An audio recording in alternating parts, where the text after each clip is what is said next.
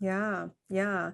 So I think you briefly mentioned weight loss. So that's interesting that you have what 40 sessions, in the BrainTap just for weight loss. I mean, Yep. that's really interesting. Yeah, we have 26 that are dealing with the nutrition classes. My brother Michael's the nutritionist, so we put together 26. So you learn it by experiencing it through the relaxation response. So instead of it's not the old school learning. We call it the quantum super learning advantage at Quantum University where I teach. And it's a way to get it in there. And then we have over 200 sessions on the emotional reasons people eat. We all have emotional triggers, and some people are more predisposed to weight. My dad was 400 pounds. My mother was 350. So I obviously have the genetic makeup to be really, big. So, but my brother, Michael, who's my brother, he's, probably 40 pounds lighter than me. He's about 5'6", but he's super healthy. We used to say that, he hadn't had a candy bar since a freshman in high school, but now he does occasionally, because he has kids and things. When they were growing up, he would, celebrate their birthdays and do things like that with them. But he's health minded. We've got to take care of these bodies. They're just not. You mentioned that there was a study that actually did BrainTap for weight loss. Was there? Oh yes, yeah.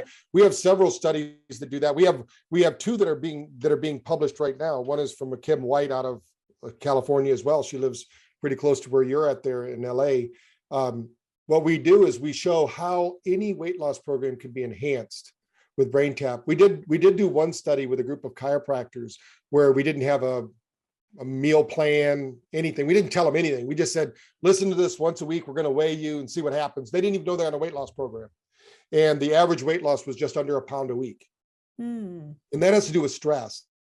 So one key for the listener is one stressful event produces as much sugar from your liver as a candy bar. So when you think about stress, when people go, how did I get high blood sugar? I don't even eat candy. Well, are you stressed? Because your body produces its own sugar. We need very little sugar, from the external sources. Our body needs, ketones more, or fat. That's what our brain needs, fat and ketones to really feed and survive.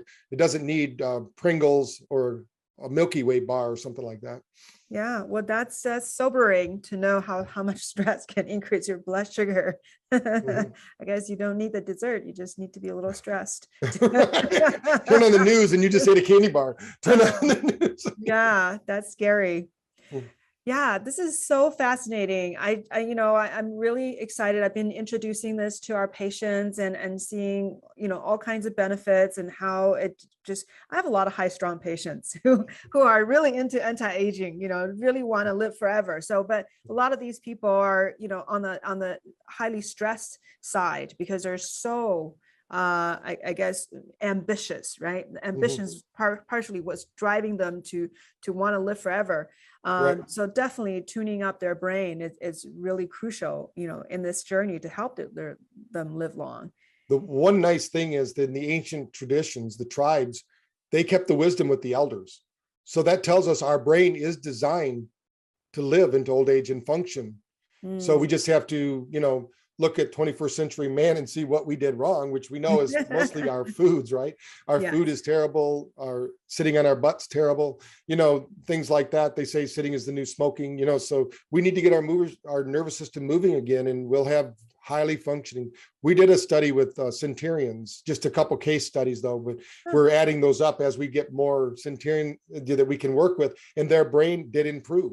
So you don't have to have a young brain. The brain is kind of like the liver. I tell people it can rebuild itself at any age because it's obviously it's the most important organ in the body. Without it, without that and the heart and the digestive system, those three brains, you can't really function. So